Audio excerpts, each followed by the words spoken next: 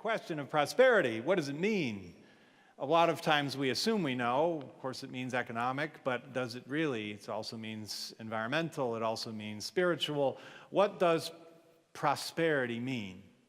So at the Kin, we searched through our Rolodexes, remember those, to determine some people in the world who could help enlighten us on this topic. We discovered two who were probably more qualified to have this conversation than any of us.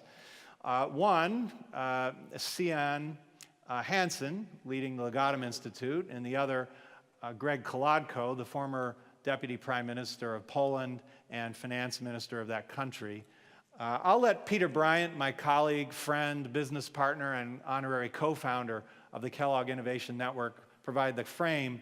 But before I turn the floor over to Peter, a quick Kin story. Greg and I were speaking for an economist conference in Baku, Azerbaijan, about 3 years ago. That's actually where Fareed and I met as well. We chatted over some coffee, enjoyed our remarks, and then went our way and found out that we were both stuck there, which is a nice place to be stuck for an evening, by the way. Baku is a lovely city. And we were both vegetarians. So imagine trying to find a vegetarian dinner in Baku. We did, and it was actually rather good. So Greg and I had the opportunity to explore the reemergence of Poland from the Soviet bloc into the society we see today. And I'll point out that partly as a result of the effort of Greg and his team in that transition, Poland is the only major country in Europe to not have experienced a recession in the past 10 years. That is something. With that, I turn the floor to Peter Bryant. Peter.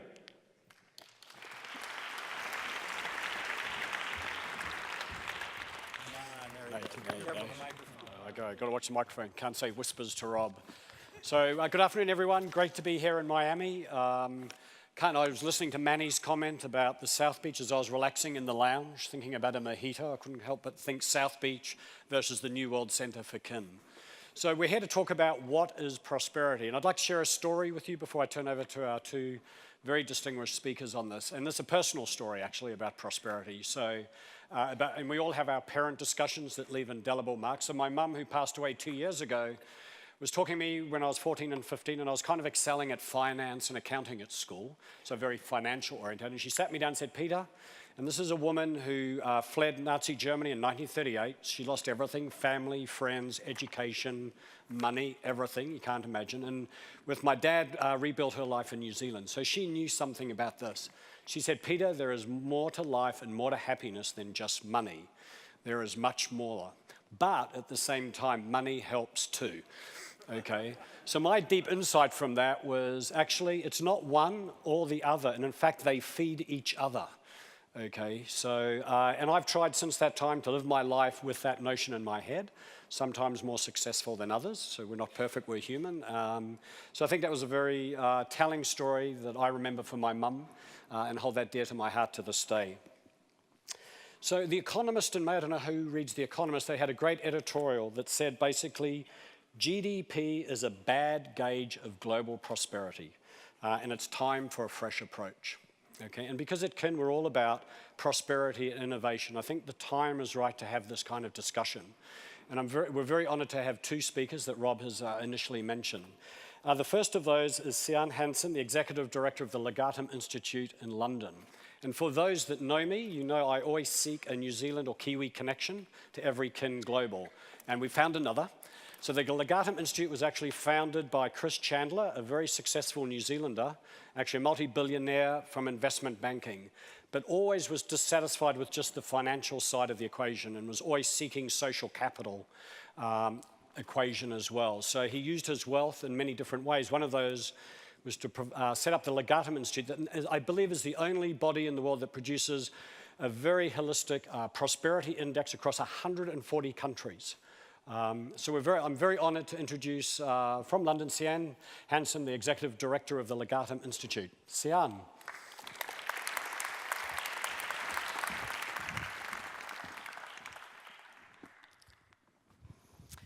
Good afternoon. Now, I'd like to start by asking you a question. How prosperous do you feel? It's not an easy question, actually, to answer, because it's so subjective. Are we measuring our sense of prosperity against people from other countries, our peers, or even against a personally imposed target of prosperity? What is true prosperity anyway? Is it just about material wealth? I'm sure that most of us here today would agree that while wealth creation is important, any definition of a prosperous society has to include the social capital. And social capital, of course, includes values in society, governance, personal responsibility, individual freedoms, the importance of community and family, and personally for me, qualities of service and grace.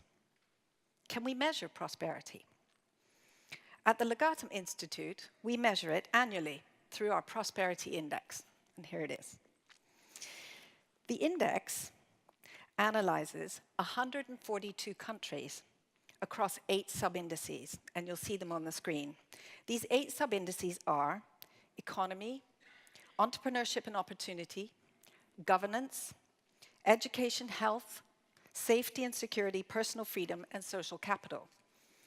It uses 89 different variables under each one of those sub-indices, such as unemployment, life expectancy, and how safe people feel. It covers 96% of the world's population and 99% of global GDP. The Prosperity Index offers insight into how prosperity is forming and changing throughout the world. It uses both objective and subjective data, and it determines the success of nations, if you use it well, by including both wealth and well-being. It is the only global measurement of prosperity and the definitive guide to national progress. As a result, it's a tool that can help national policymakers assess their country's strengths and weaknesses, and it's the first step in diagnosing which policies can help their people live more prosperous lives. And if you'd like to see the full index, all you have to do is go to prosperity.com. But what I'll do for you today is just take you through the headline findings of the last index, really quick. Now, which do you think is the highest ranking country? It's Norway. Norway has topped the list for the 7th consecutive year. Norway is high ranking, not just because of its wealth, but it was also number 2 in the social capital category, with 94% of people saying they can rely on friends and family in a time of need. In fact, all the Nordic countries, Norway, Denmark, Sweden, and Finland, we can see how much value they place on friendship, intellectual conversation, and a genuine respect for differences of opinion in matters of religion, politics, and ideology. Here's another question. Which country has climbed up more places in the index over the last 7 years? It's Indonesia. Indonesia has climbed up 21 places. Part of Indonesia's success is a result of a vibrant economy, but there's also an air of expectancy in this country. In the Entrepreneurship and Opportunity Subindex, it rose 14 places, and the number of people satisfied with their living standards has increased to 71%. Another area of subjective polling that the Prosperity Index looks at in depth is freedom and how free people feel. And which country do you think people feel they are most free? It's Canada. And I'm pleased to say that because I'm Canadian. So, it's Canada. 94% of Canadians believe that they have the freedom to choose the path of their own life. And of course, another major issue facing the world today is immigration and the tolerance for immigration. And it's Canada, Norway, New Zealand, Iceland, and Ireland that are the most tolerant nations for immigrants. Now, let's have a look at how the US measures up, shall we?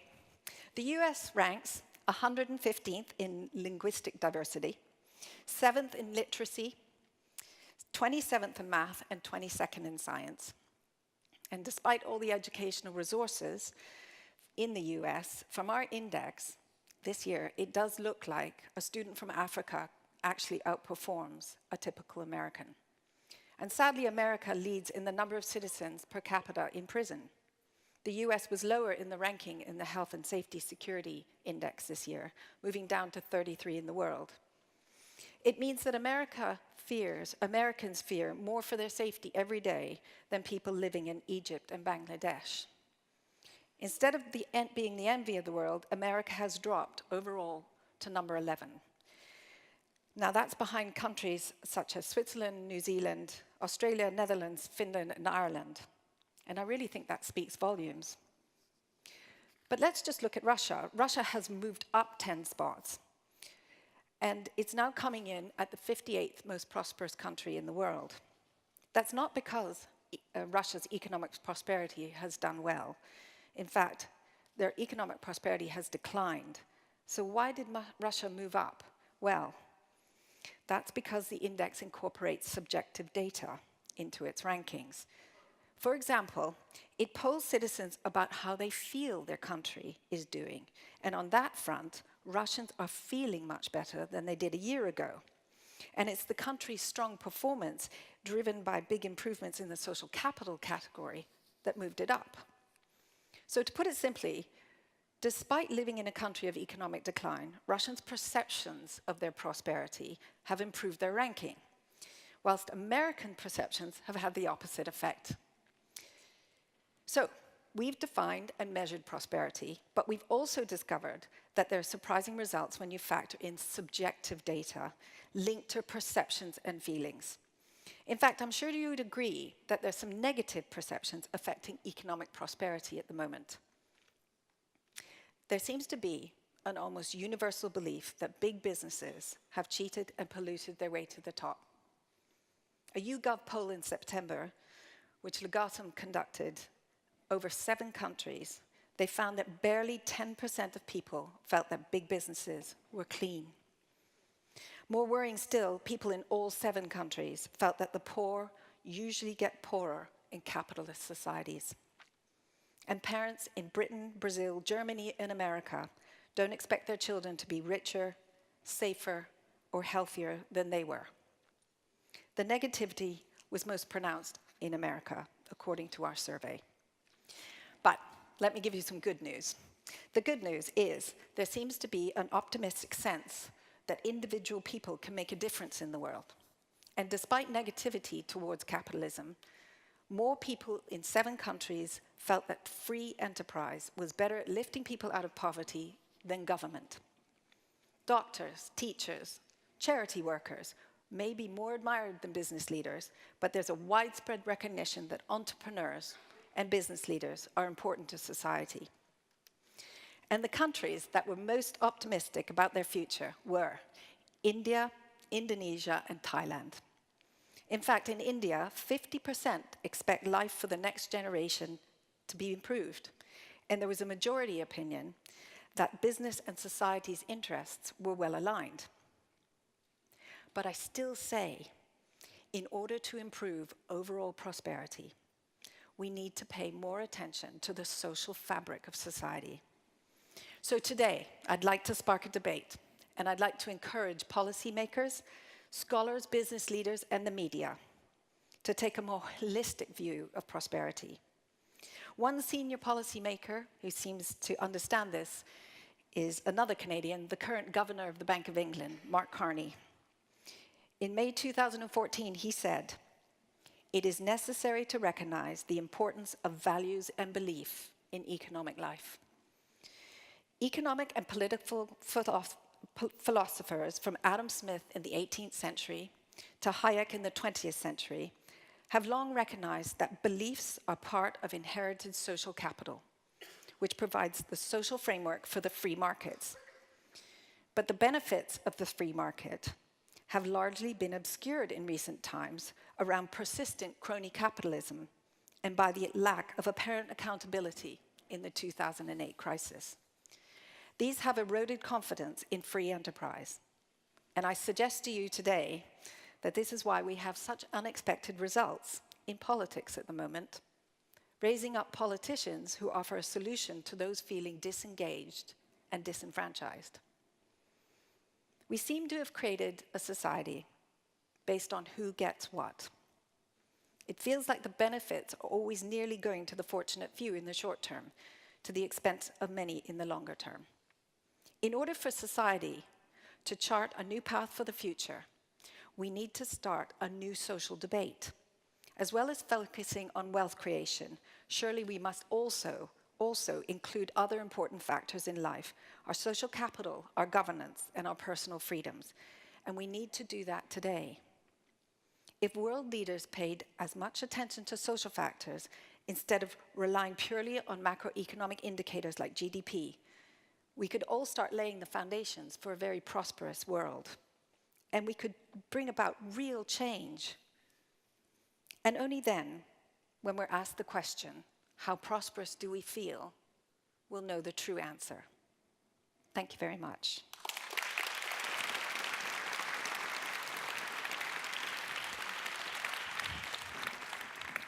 Thank you, Sian. So I know I can speak for everyone in this room that we accept your challenge, at least in this room. I can't speak for everybody outside the room, but I think that was both sobering and exciting.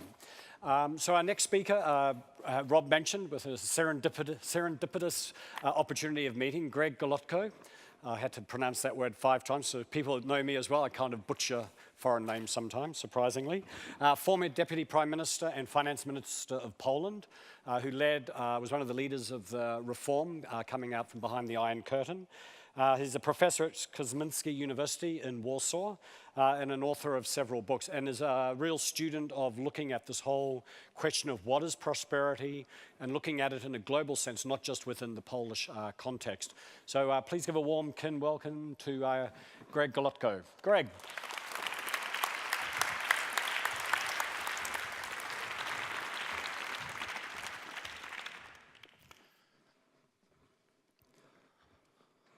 Good afternoon.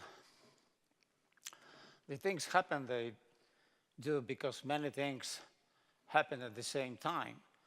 So if one is taking a look into individual, grouping, national or mankind prosperity, one definitely has to apply a broad, interdisciplinary, complex and dynamic approach. I'm coming from far away, from small yet geopolitically and culturally important country of Central Europe, where the things change for better, but not for everybody, not at each instant. There is going the great redistribution and the change of relative positions, but we are doing better.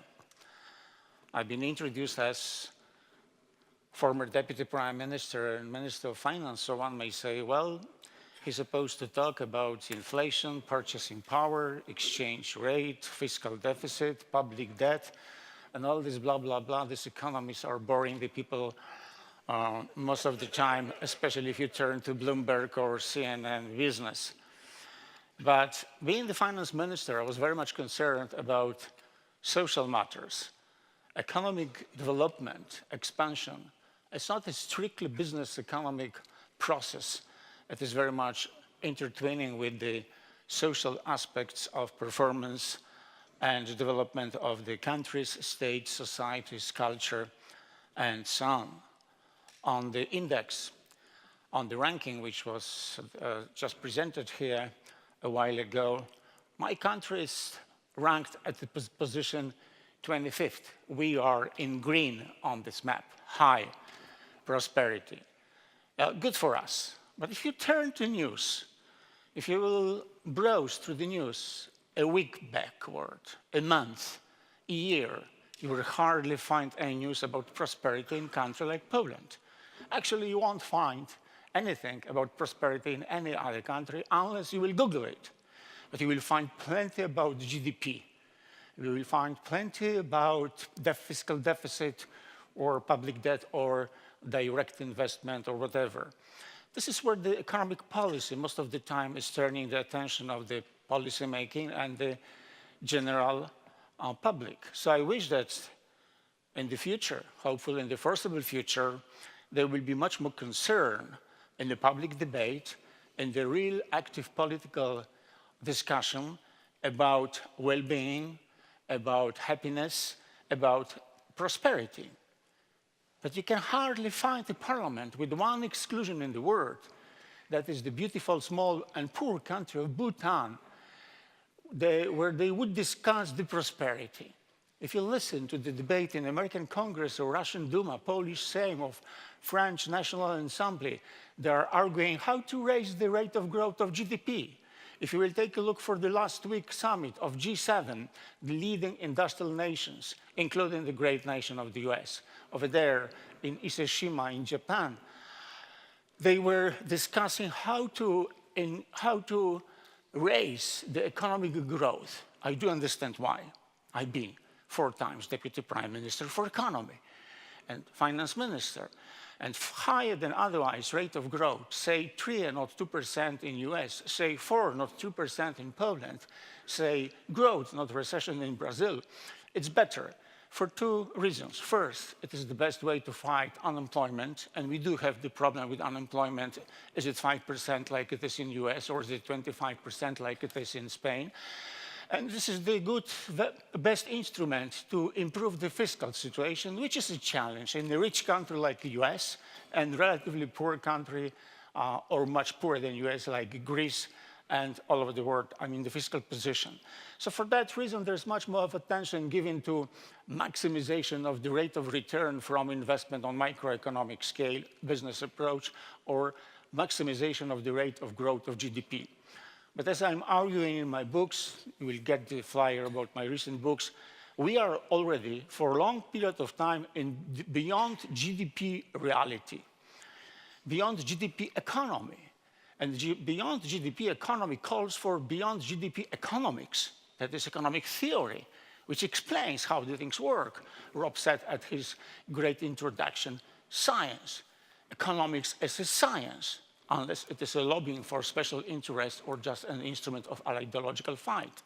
So we are beyond GDP reality, which calls for beyond GDP economic theory, upon which must rely beyond GDP economic growth policy and economic development strategy. And here a measure like prosperity index is quite helpful, but we are still long from that. United Nations implies for a long period of time, United Nations Development Program, Inequality Adjustment Index, which has been somehow modified, and now it is Human Development Index, which is now modified for Inequality Adjusted Human Development Index, which covers much more than just GDP. Still not as much as Prosperity Index, which says, first of all, we would like to be safe, to be secured. Second, we would like to enjoy freedom.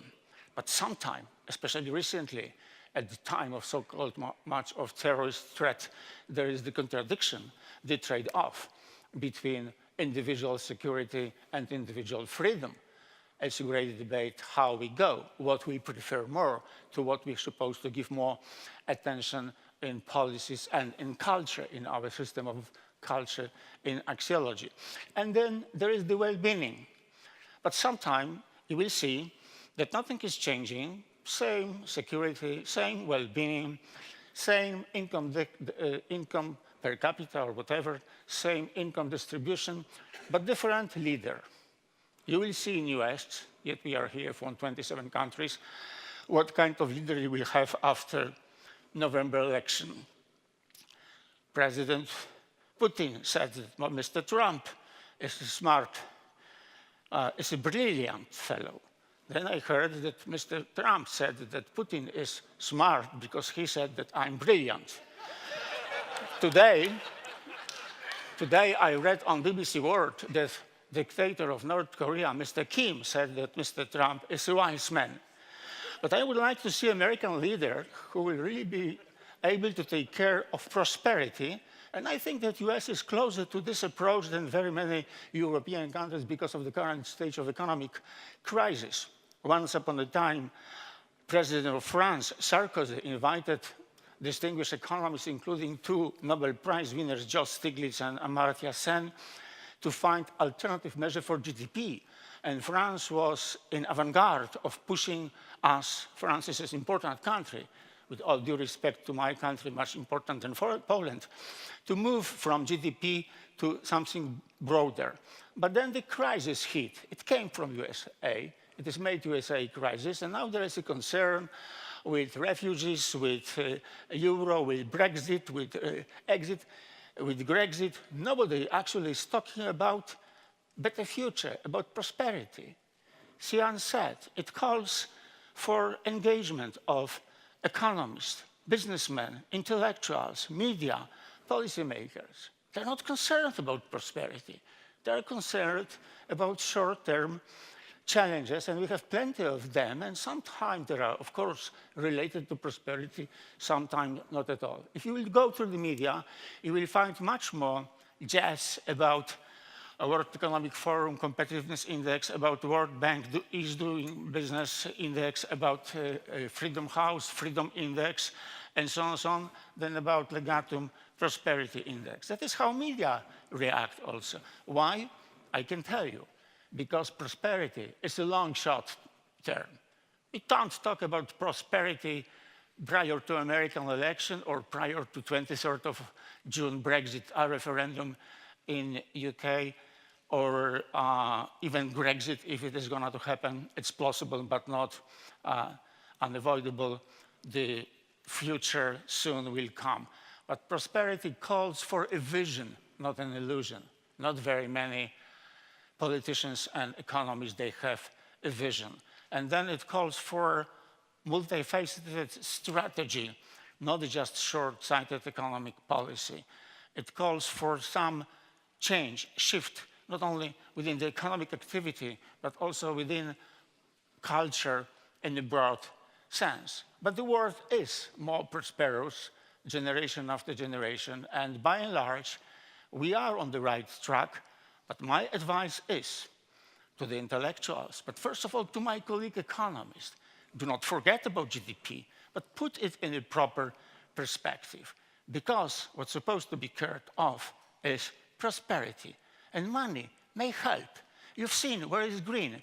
Green are the OECD countries, the richest countries of the world, plus United Arab Emirates, and Singapore, which are rich but are not within the OECD, which stands for Organization for Economic Cooperation and Development. As the saying goes, money doesn't give a happiness to one.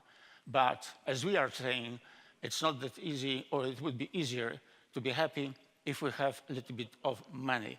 So money does matter, but prosperity is much more. And I wish you to be prosperous in the future, tomorrow, and for the next generation. Thank you.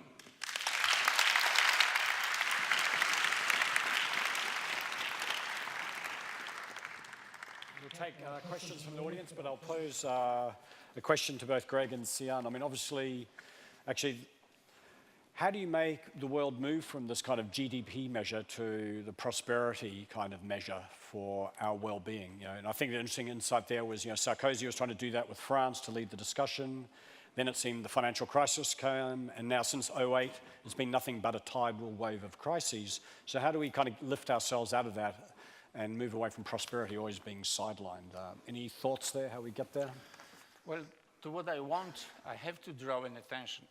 Whichever ranking you will take, Prosperity Index, OECD Better Life, Well-being Index, which is estimated by another NGO, or something special, for instance, computer readiness, Transparency International about corruption, always you see that at the top, if not top 3, then definitely in top 10, we have the Nordic countries, Scandinavia, and sometimes also Iceland.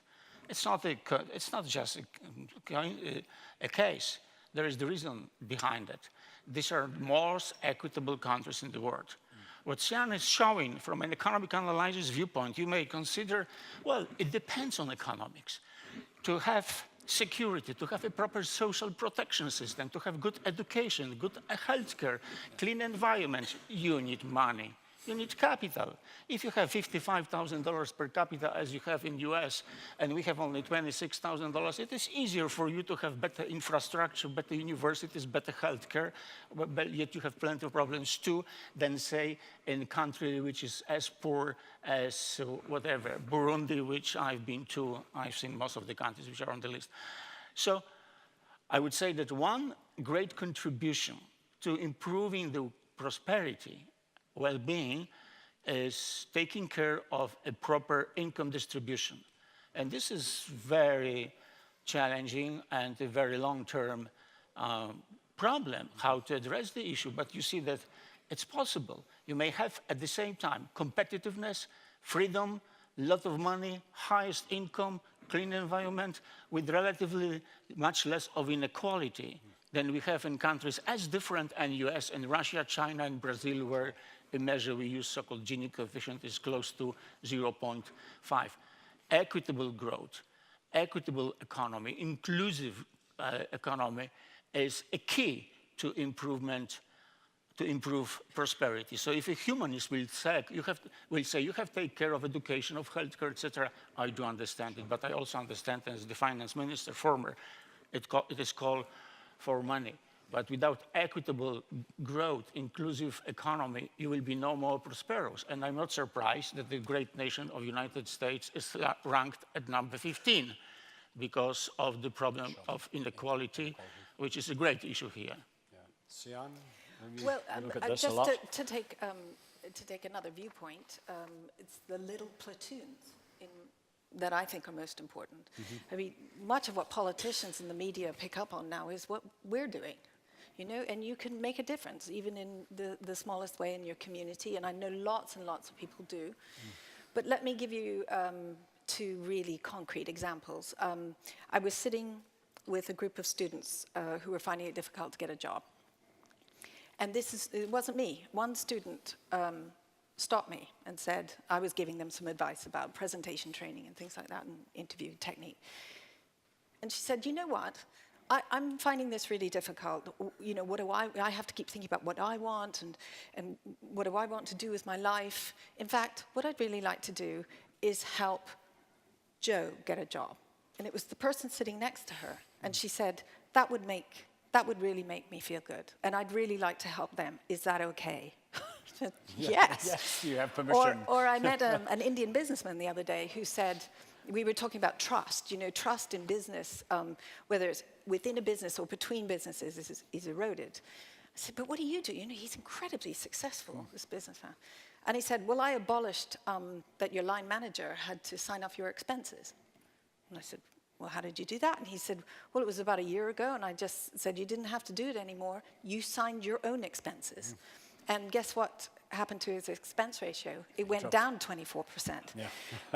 And it wasn't because, for any other reason, because it wasn't because the boss was pulling out, you know, every 6 months a file to catch somebody. It was all their colleagues going, hang on, don't do that. It's not fair. Yeah. So I think it's the little platoons. That's where you begin. I like that expression. Yeah. So anyone would like to throw any questions? Yes, there at the front. Oh, sorry, I can't see you, so that's okay. Where is the mic? Is there a mic? Or I'll repeat the question, that's fine.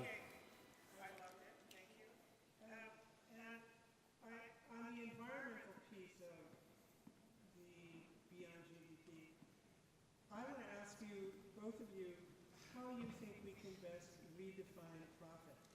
Because right now, pollution is free. And that means that anything bad you do, GDP goes up. Yep. And also, we've socialized the cost of pollution, and it is just a bad way to measure profit. So do either of you have ideas on how we redefine profit? Because that will be one of the pieces of Wow, good question. Yeah, so let me just repeat the question. So the question is, how do we redefine profit to take account of externalities like pollution, environmental issues, and potentially other things? So, Sian, do you want to take that first? That's a whole lecture in itself, but let me just give you a few ideas. First of all, well, no, actually, I'm just going to put it in one big bucket. It's called risk. And what happens now, the environment, of course, is one of them, and pollution, but there's many other risks now to companies. If you don't pay attention to the impact on your community and what you're doing in the environment space, if you don't pay attention to it, there is huge embedded risk in the way you run your company. And I put it to you, share prices react all the time, not to profit, but to other things, because guess what? The shareholders now care. Most shareholders, I know that's a bit of a sweeping statement. Having said that, that doesn't quite answer your question, but what I have discovered is that a lot of CEOs, when you bring this prosperity, if you like, and there's an element of sustainability to the boardroom table, I can see that their shoulders go down and they say, thank goodness I don't have to be chasing the quarterly results and driving just profit to the bottom line. Because actually most business leaders want to take profit and doing the right thing in the same breath. But it requires longer term shareholders who are willing to stay with them on that. And there you bring in what I said earlier, you talk about de-risking a company. Great. Greg? As for measuring an environment, there's plenty of direct and indirect measures, but from strictly economic viewpoint, I think that that's a great challenge for the future, that there will be the time of environment taxes. We'll pay much more taxes, which will be included in the final price we pay for goods and services, concerning how much making the good or providing the service will be consuming the natural environment. So if I'm taking a long shot view, say in 2066 and not 2016, I would say there will be not VAT as we have in Europe or GST as you have it in US and Canada, but a special environment tax. In these measures of prosperity, well-being, or even in my proposition in the book about Volatile World, I'm coming with idea of measuring environment. There's even a sentence you will find that you will live to the time when you will add to your money income your own subjective valuation of the smell of the flower and attraction of the tweeting of the birds. We don't do it, but in a sense we do. If you have better view to the window, your house is much more costly on the market than the one which is seeing what I'm seeing from my hotel here in Miami, and next room. Yet still, Rob has to pay for my room, I think, the same as he's paying for Sian room with the view to the sea.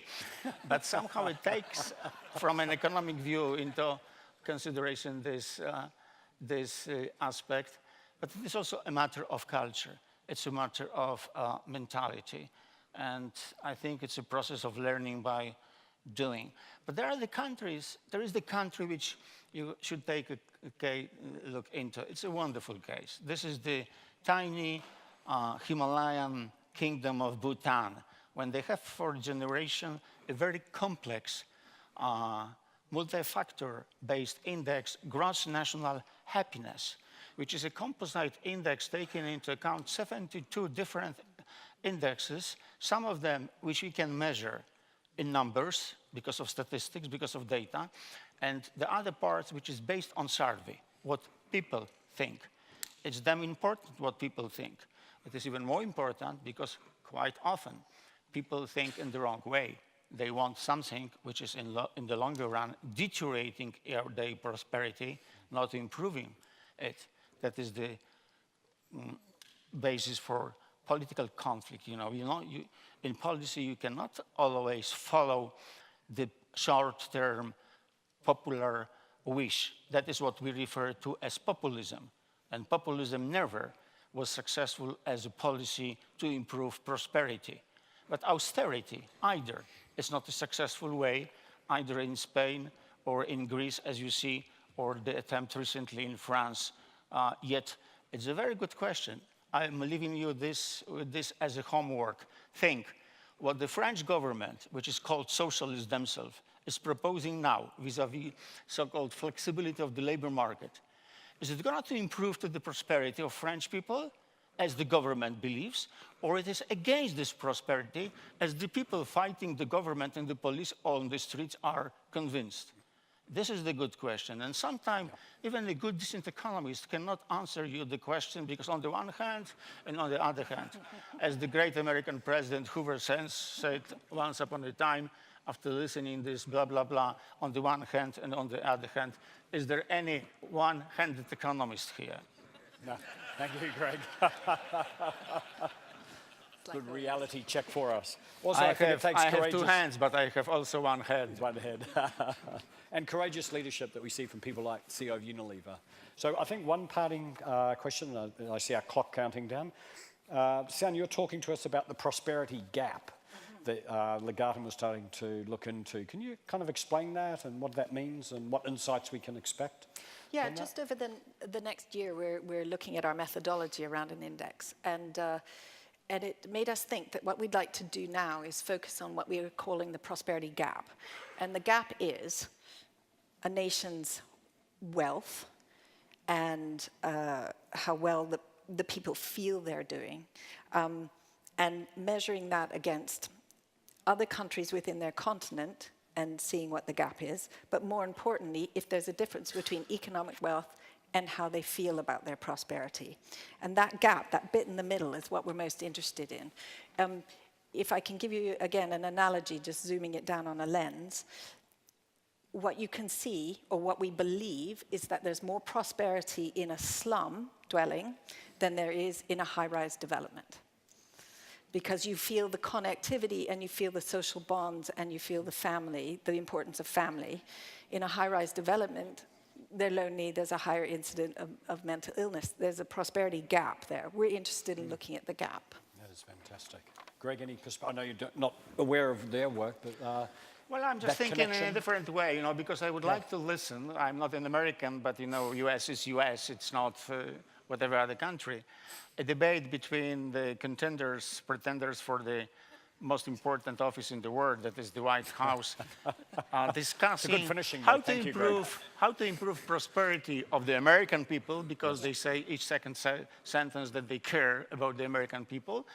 And because this is the United States of America, what they would like to contribute to better to improvement of prosperity of the mankind.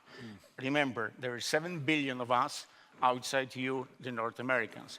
And I think that one who is a man of state and not just another resident of the White House supposed to be very much aware of that. But if, for instance, any of them will call me, Professor Kolodko, you are so distinguished economist, tell me how to improve the prosperity of American people, I would say, forget about raising too much, you know, GDP. It's high enough, and it is not that easy.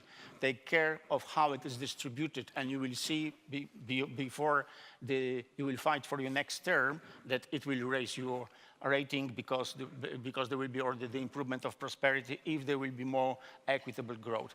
Instead of cutting the taxes, use the public money for investment in infrastructure, which is good for business and for the household sector, and invest it in the social capital, as we call it in Europe. Actually, it is not that popular term in United States, in social cohesion, and that is what is taking care in prosperity index. But I'm afraid you will not hear such a debate during this presidential debate. The debate will be, you know, who is more tough and who is more beautiful, and how to use internet and how to send an email. As far as this is as far as this is concerned, I know that you're running out of time, so please continue to ask you questions, and I will be happy to answer it at facebook.com/Kolodko. So I'm very happy that so many of you, because recently that was the case when the speaker saw only one person in the auditorium. And he said, thank you very much that you are with us, with me so long. I appreciate your presence. You know, I prepared my presentation, but tell me honestly, why you stayed here since everybody left? He said, because I'm the next speaker. So thank you very much. I always find it's fascinating to get other countries, people's perspectives of our election cycle. It's always fascinating. It's scary. I think I've been in America too long. I kind of accept it almost begrudgingly. So some great points here. I thought, actually, one of the big insights is this whole notion of, and I think you both spoke to this, is the power of friendship, family, social cohesion. You know, you brought us the film Sian Little Platoons. So it's all about Don't forget about sex. sex. Thank you, Greg. That's good. So Greg has now introduced me to sex, and he said, don't wave anything at me if I'm speaking over. You'll need a Kalashnikov, an AK-47, to get me off the stage. So hopefully I won't take that. So I thought it was interesting the Nordics are very strong on that. An interesting juxtaposition whilst you know, confidence in big business is down, a fundamental belief that free enterprise, which big business grew out of, is still the best way to rise out and lift yourself out of poverty, not government. So that's an interesting tension that I think is in the system. And also a paradox is it's very counterintuitive. US down, Russia up. So that kind of, you know, so the Russians feel better about themselves, and that's good. I love some of these terms. Prosperity is a long shot. That kind of gave me goosebumps, Greg. Scary. We need a vision, not an illusion. And beyond GDP reality. So, but I think the key thing is, you know, we as individuals, I think, can always make a difference. I think, you know, that's one of the beliefs here at KIN. We've demonstrated it, and change begins with each and every person, and we don't wait for those other people to make the change. As Harry Kramer, one of our famous illustrious Kenyans, always says, you always blame those other people, and he always says, you are those other people. So change begins in this room. So please join me in thanking Greg and Sian for a great session.